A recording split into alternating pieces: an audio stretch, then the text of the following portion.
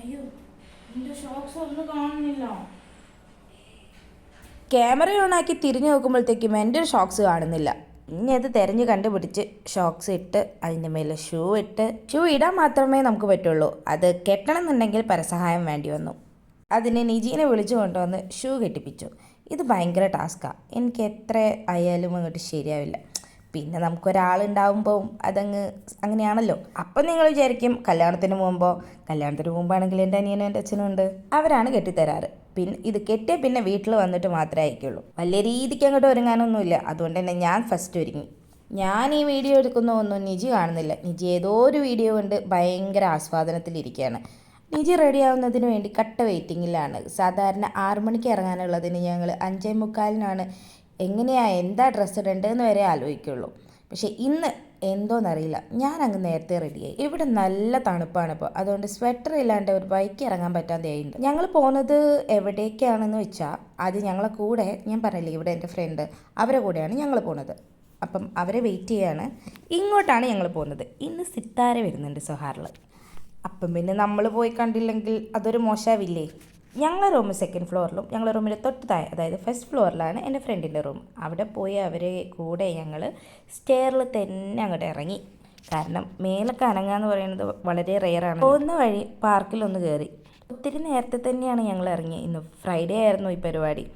പക്ഷേ ഇത് അപ്ലോഡ് ചെയ്യുന്നത് ഇപ്പോഴാണെന്നേ ഉള്ളൂ. ഇന്നിവിടെ സൊഹാർ ഫെസ്റ്റും കൂടെ നടക്കുന്നുണ്ട്. സൊഹാർ ഫെസ്റ്റ് തുടങ്ങിയിട്ട് കുറച്ച് ദിവസമായി. അതിൻ്റെ അടുത്ത് തന്നെയാണ് നമ്മളെ പരിപാടി. കഴിഞ്ഞൊരു മാസം മുമ്പേ മസ്കറ്റിൽ ഒരു പ്രോഗ്രാം ഉണ്ടായിരുന്നു, മാധ്യമം ഫെസ്റ്റോ അങ്ങനെ എന്തോ പറഞ്ഞിട്ട്. അത് അടിപൊളിയായിരുന്നു എന്ന് പറഞ്ഞ് അന്ന് മുതലേ കൊതിച്ചിരിക്കുകയാണ് എന്തെങ്കിലും ഇങ്ങനത്തെ ഒരു പരിപാടിക്ക് പോകാൻ വേണ്ടിയിട്ട്. അപ്പോഴാണ് ഇങ്ങനൊരു പ്രോഗ്രാം സൊഹാറിൽ വരുന്നുണ്ട് പറഞ്ഞത്. അപ്പം തന്നെ ഞങ്ങൾ ടിക്കറ്റ് റെഡിയാക്കി. ഇവിടെ എത്തിയപ്പോഴാണ് മനസ്സിലാവുന്നത് ഇവിടെ ഒമാനികളെക്കാട്ടും കൂടുതലും മലയാളികളാണെന്നുള്ളത്. എൻട്രി തന്നെ നല്ല തിരക്കുണ്ടായിരുന്നു. അതിൻ്റെ തൊട്ടടുത്ത് തന്നെയാണ് ഞാൻ പറഞ്ഞില്ലേ സൊഹാർ ഫെസ്റ്റ് നടക്കുന്നത്. അപ്പം അതിൻ്റെയും കൂടെ ഒരു ബഹളം ഉണ്ടായിരുന്നു. അവിടുന്ന് കുറേ അഡ്വർടൈസ്മെൻറ്റിന് വേണ്ടി പേപ്പേഴ്സൊക്കെ കിട്ടിയിട്ടുണ്ട്. ഞാനതെന്തായാലും ഭദ്രമാക്കി എടുത്ത് വെച്ചിട്ടുണ്ട്. അത് എന്തിനായിരുന്നു എന്നുള്ളത് വഴിയേ കാണിച്ചു തരാം. അങ്ങനെ ഞങ്ങളെ സീറ്റ് ഞങ്ങൾ പിടിച്ചു. ഏറ്റവും മുകളിൽ തന്നെ ബാൽക്കണി തന്നെയായിരുന്നു. പക്ഷെ നല്ല ഡിസ്റ്റൻസ് ഉണ്ടായിരുന്നു സ്റ്റേജുമായിട്ട്. ഇവിടെ പരിപാടി 7:30 തുടങ്ങുന്നതായിരുന്നു പറഞ്ഞത്, പക്ഷേ 8:30 തുടങ്ങാൻ തന്നെ. അപ്പം ഞങ്ങൾ പുറകെ തന്നെയാണല്ലോ നമ്മൾ ഫെസ്റ്റ് നടക്കുന്നത്. അത് കണ്ട് കുറേ ആസ്വദിച്ചു. പിന്നെ ഞാൻ ചോദിച്ചു അങ്ങോട്ട് പോയാലോ എന്ന്. പിന്നെ എന്തായാലും ടിക്കറ്റ് എടുത്തതല്ലേ, കണ്ടിട്ട് തന്നെ പോയാൽ. നല്ല തണുപ്പും നല്ല കാറ്റും എവിടെ നിന്നൊക്കെയോ അടിക്കുന്നുണ്ടായിരുന്നു. കാത്തിരിപ്പിൻ്റെ വിരാമമായിട്ട് പരിപാടി തുടങ്ങി. ആദ്യം എന്തൊക്കെ ഒരു ഡാൻസ് ആയിരുന്നു. അത് കഴിഞ്ഞ് ഓർക്കസ്ട്രാസൊക്കെ സെറ്റ് ചെയ്ത് വരുമ്പോഴത്തേക്ക് പിന്നെയും കുറേ സമയമായി. അങ്ങനെ ലേക്കടിച്ച് സിത്താര ചേച്ചി വന്നിട്ടുണ്ടായി. പിന്നെ പ്രത്യേകിച്ച് പറയണ്ടല്ലോ, അത്യാവശ്യം കളറാക്കിയിട്ടുണ്ടായിരുന്നു. എല്ലാവരും നല്ല അടിപൊളി ഡാൻസും കാര്യങ്ങളൊക്കെ ആയിരുന്നു. തെക്കുന്നോ വടക്കുന്നോ പടിഞ്ഞാറുന്നോ എന്നറിയാണ്ട് കാറ്റ് വീശുന്നുണ്ടായിരുന്നു. തണുത്തിട്ട് വയ്യ. അതുകൊണ്ട് നിജിയുടെ തൊപ്പി ഞാനും നിജി കൂടിയൊക്കെ ഇട്ട് ഇങ്ങനെ ആസ്വദിക്കാം. അഡ്വർടൈസ്മെൻറ്റിൻ്റെ പേപ്പർ കിട്ടിയപ്പം അത് നന്നായിട്ട് ഞാൻ എടുത്തു വെച്ചെന്ന് പറഞ്ഞിട്ടുണ്ടായിരുന്നില്ലേ, അത് ഇതിനായിരുന്നു. നന്നായിട്ട് കട്ട് ചെയ്ത് വെച്ചിട്ടുണ്ട്. അവസരം വരാൻ കാത്തിരിക്കും. ചേച്ചീൻ്റെ പാട്ട് പാടിയപ്പം എല്ലാവരും ഇങ്ങനെ ഫ്ലാഷൊക്കെ അടിച്ച് ആസ്വാദനം കൂട്ടി. ഞാനും അതിലൊരു പങ്കാളിയായി. എല്ലാവരും എറിയുന്ന കൂട്ടത്തിൽ എറിയാന്ന് വിചാരിക്കുമ്പം അവരുടെ ടൈമിങ്ങും നമ്മളെ ടൈമിങ്ങും സെറ്റ് ആവണില്ല. സ്റ്റേജ് നമ്മൾ ഇരിക്കുന്ന സ്ഥലമായിട്ട് നല്ല ഡിസ്റ്റൻസ് ഉണ്ടായിരുന്നു. അതുകൊണ്ട് തന്നെ സിത്താര ചേച്ചീൻ്റെ കാണാനൊന്നും പറ്റിയില്ല. പക്ഷേ അവർ സ്റ്റേജിൻ്റെ തൊട്ടടുത്ത് തന്നെ 2 വലിയ സ്ക്രീനൊക്കെ വെച്ചിട്ടുണ്ടായിരുന്നു. അതിൽ ഫുൾ അഡ്വർടൈസ്മെൻറ്റാണ് ഓടിക്കൊണ്ടിരുന്നത്. പരിപാടി പെട്ടെന്ന് തന്നെ കഴിഞ്ഞിട്ടുണ്ടായിരുന്നു. കാരണം തുടങ്ങിയതേ ലേറ്റാണ്. അപ്പം ഇവിടെ കുറച്ച് ടൈമിൻ്റെ ഒക്കെ പ്രശ്നമുള്ളതുകൊണ്ട് ഒരു 10-10:15 ആകുമ്പോഴത്തേക്ക് പരിപാടി അങ്ങ് ക്ലോസ് ആയി. അത് കഴിഞ്ഞ് ഫുഡടി നമുക്ക് മസ്റ്റാണ്. കോഴിക്കോടൻ മക്കന്നി എന്ന് പറഞ്ഞിട്ടുള്ള ഒരു ഷോപ്പുണ്ട്, തനി മലയാളി ഷോപ്പ്. അപ്പോൾ അങ്ങോട്ടേക്ക് എന്നെ വെച്ച് പിടിച്ചു. ഇവിടെ വന്ന് പുറത്ത് പോയാൽ അധികം കഴിക്കൽ ഈ ടർക്കിഷ് ഫുഡാണ്. എനിക്കാണെങ്കിൽ അത് വലിയ താല്പര്യമില്ല. കാരണം ഈ എരിവും പുളിയൊന്നും ഇല്ലാത്ത ഫുഡൊന്നും എനിക്ക് സെറ്റ് ആവത്തില്ല. അങ്ങനെ ഞാൻ ഹോട്ടലിൽ പോകാമെന്ന് പറഞ്ഞ പ്ലാനിങ്ങിൽ ഇവർ ഇട്ടപ്പം ഞാൻ ആദ്യമേ പറഞ്ഞിട്ടുണ്ടായിരുന്നു വല്ല എരിവും പുളിയുള്ള കിട്ടുന്നിടത്ത് പോകണമെന്ന്. ഞങ്ങളെ റൂമിൻ്റെ അടുത്തൊരു മലബാർ ഹോട്ടലുണ്ട്. അവിടെയാണ് നമ്മളെ തനി മലയാളി ഫുഡ് കിട്ടും.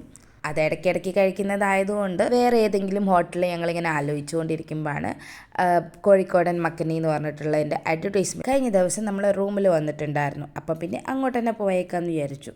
താഴെ ഫുൾ തിരക്കായിരുന്നു. ഞങ്ങളപ്പോൾ മുകളിൽ കയറിയപ്പം എന്തായാലും വൈബ് അടിപൊളിയായിരുന്നു. നമ്മൾ പണ്ടേത്തെ ചായക്കടയിലൊക്കെ കയറിയ ഒരു ഫീലിംഗ് ആയിരുന്നു. ആ ഒരു ബസ് സ്റ്റോപ്പ്, പിന്നെ പണ്ടേത്തെ കുറേ സാധനങ്ങളൊക്കെ ഉണ്ടായിരുന്നു, ചാക്ക്, പിന്നെ ഒരു കിണറുണ്ടായിരുന്നു കേട്ടോ.